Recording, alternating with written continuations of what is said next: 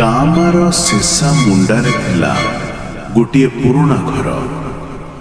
लोके माने कहूथिले सेई घर को जीव नहीं, सेठी आत्मा रुहे। रातिर से दिगरु कहार कांदिबा शब्द आसुथिला।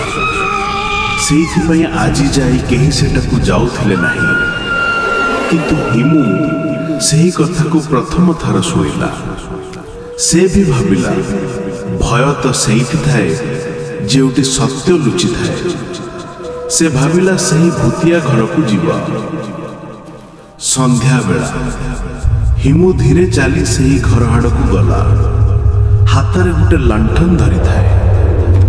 बातासारे गछर सरसर शब्द, पाखरे झिंकारी चिन चिन शब्द शुण करुछि। भूत घर सामने अच्छी हिमू। कांथरे शिउलीर दाग, चारिआडे खालीपण, भितरे अंधार और पचा गंध।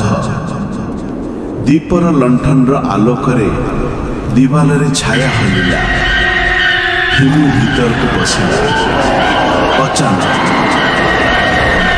हठात दिवालरू आसिला गोटे धीर शब्द, जेउठी जड़े महिला हालुका स्वर रे कांदुछंती।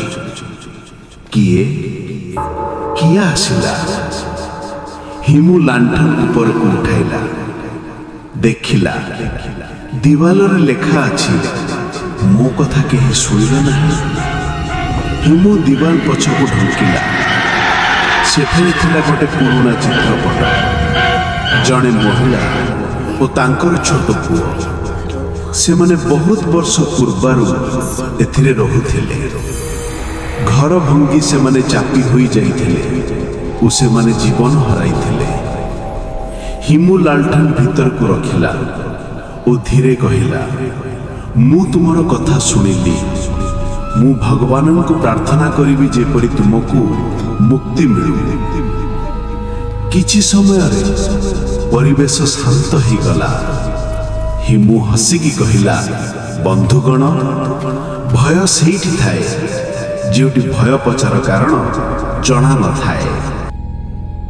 Welcome to Himu Tunes. Don't forget to subscribe.